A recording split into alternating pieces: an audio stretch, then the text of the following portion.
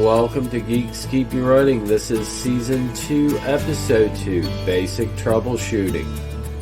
As always, brought to you by the folks at Piedmont Technical Experts, where they keep you running.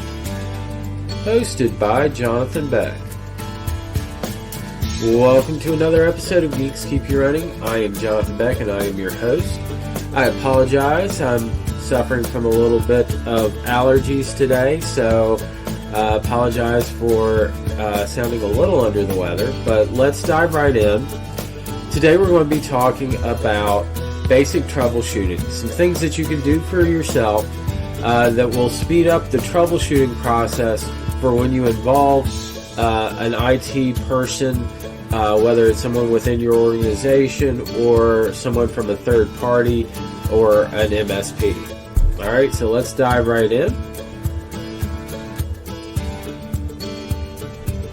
So I'm going to be dividing this conversation up into three categories. We're going to be talking about rebooting, software and hardware troubleshooting.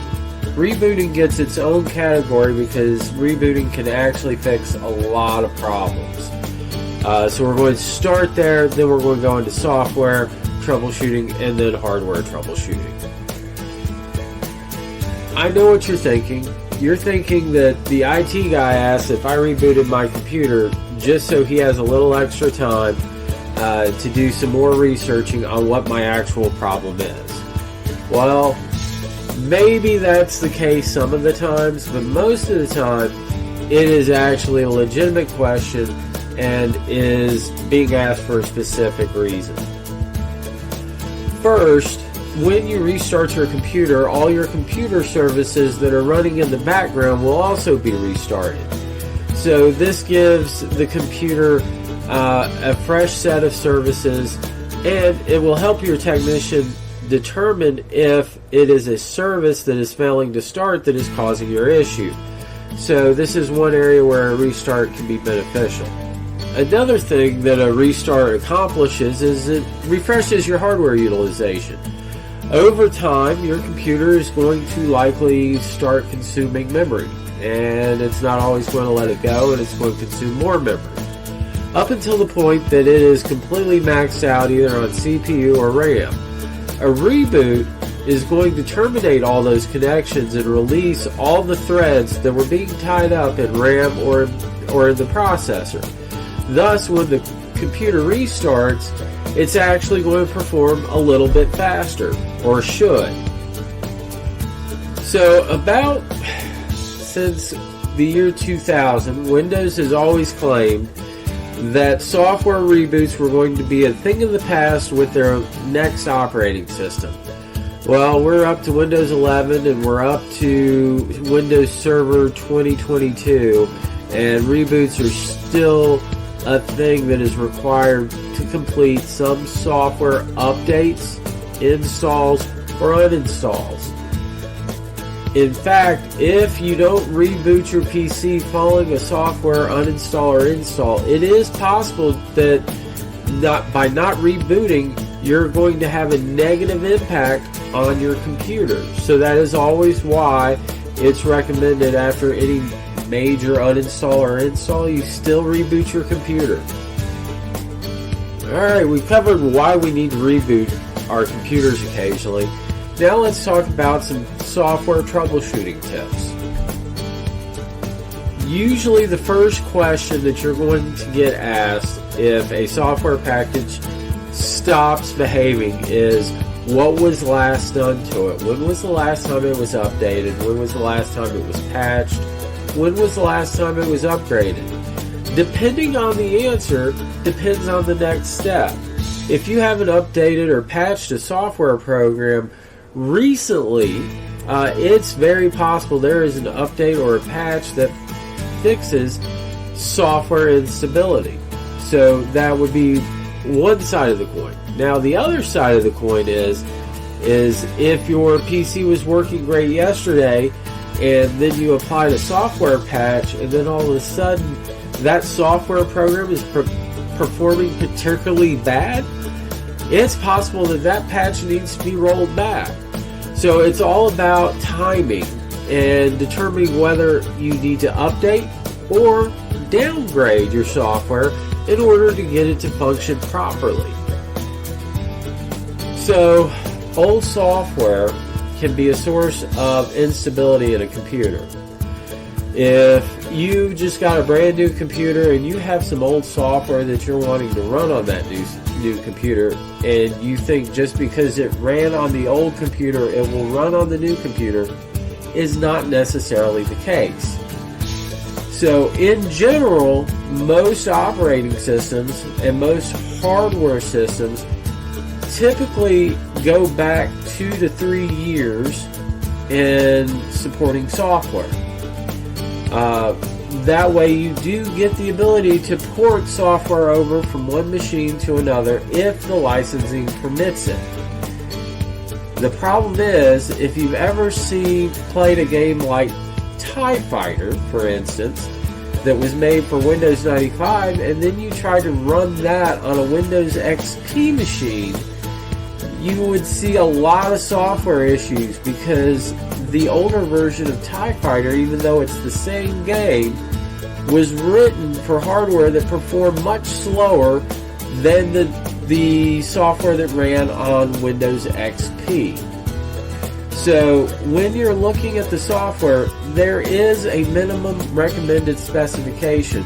But on the flip side, sometimes there's also a maximum recommended software specification. And I alluded to it in the previous slide, but software is dependent on specific hardware. Did you just make a hardware upgrade? Maybe you put more RAM in your computer. Maybe you put a higher power processor in your computer, or switched out the motherboard. A combination of the above, went from a spinning drive to an SSD. All these changes seem innocent enough, but if you're exceeding the capacity of the software, it can cause issues. Likewise, if for whatever reason your hardware is downgraded, that can also be an area where your hardware specs and your software specs no longer line up. Alright, now hardware troubleshooting tends to be a little bit more cut and dry. We'll be diving into some common hardware troubleshooting tips here and some things to be on the lookout for. So if your computer is randomly shutting down, some things that you would be looking for is if it's a laptop, whether or not it's a bad battery. It could also be a bad power supply. Power supply, you can get those relatively inexpensive for a laptop, easy enough to test if that's the issue. If it continues to shut down, then you'd be looking at the battery. Batteries can be inexpensive. They can also be pretty expensive depending on the size of the battery and for the specific model of computer. The other thing about batteries to be on the lookout for is when they start to go bad, they oftentimes will swell. I have worked on laptops where the battery has swollen to the point that it actually pops the laptop case apart. You need to be careful with these batteries and dispose of them properly, because they will continue to swell and they can explode, and that would spray battery acid onto your computer components, and you don't want that, and obviously you don't want it exploding in your hands. So when you have a swollen battery, you need to dispose of it quickly and properly. As far as blank screens go, that could be a power setting on the computer where the computer has gone to sleep, especially if it's fallen in idle time. Blank screens could also be a bad monitor or a bad screen. It could be an overheating issue where the computer is actually shut down or gone into hibernation because the computer is overheated. If you're dealing with an overheating situation, one of the things that you'll need to be concerned about is if it's damaged your internal components like your motherboard, your processor, or your RAM. So that potentially may be a multi-part replacement if it's an overheating issue. To solve an overheating issue, at least as a band-aid, is to elevate your laptop or desktop, provide it with more ventilation. Definitely don't pile anything on top of your laptops or on top of your towers that would prevent heat from escaping from the case. You want proper airflow. If something is really bad, you can also try using like a desktop fan or a box fan or something like that near the computer or laptop, and turn it on low and force some airflow all around the PC or laptop. That way there is constant airflow and hopefully prevents an overheating scenario. Long term, you're probably looking at some fan replacements and possibly some other internal component replacements. Oh, the dreaded blue screen of death. Blue screens are everyone's nightmare. You're working on on a document or presentation for 6 hours straight, and then all of a sudden your screen turns blue and says your computer is performing a memory dump and will be restarting, and you just lost all your data. Now, blue screens can be pretty technical. Usually there's a log written to the PC.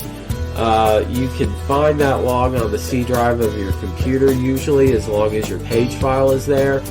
But definitely try to take a picture of the blue screen, because it's going to give you some information on what exactly was faulting. Blue screens oftentimes are memory related or hard drive related. If it's a memory dump, it will say stack dump, and it will be dumping the memory, what was running in memory, to the log file. Hard drive failures causing a blue screen, you will find that out pretty quick, because sometimes when you reboot the computer, what you will see is no hard drive detected. That is also a sign of a hard drive crash. But with a blue screen that is a memory dump, that could be caused by OS corruption or possibly by a bad memory module, and you can replace a memory module relatively easily on a laptop or desktop, especially a desktop. A laptop, depending on the model, you may require special tools to effectively get inside it to replace the RAM. Now, blue screens and other devices failing to start or perform normally could be because of a driver update. If you just recently applied patches, check to see what patches were installed, because Microsoft will also release driver updates for hardware. If you're applying hardware updates as well, that update very may well be the cause of your problem, in which case the answer is uninstall that update and run on the older driver or hardware software. Well, we're just about to the end of today's episode. I appreciate your time today, and just as a quick recap of some of the troubleshooting things that we covered, number one, don't underestimate the power of a good reboot. Number two, always keep track of any changes that you made to your system, because if that instability occurred after you made a change, it's very possible that change is the cause of your problem. And then third, when you're dealing with hardware, again, don't underestimate the reboot, but also be aware of driver updates, possibly look at doing a driver downgrade, and if you get the blue screen of death, make sure you grab a picture of it, so you can do further research, or it will help speed the troubleshooting process when you contact your IT department or your MSP provider. Again, I'd like to thank you for tuning in to this week's episode of Geeks Keep You Running. I hope you thoroughly enjoyed today's episode, and I would ask that you like, share, and subscribe so that you're notified for future content and future episodes of Geeks Keep You Running. Until next time, stay tech savvy, and remember, Piedmont Technical Experts is there to help keep you running.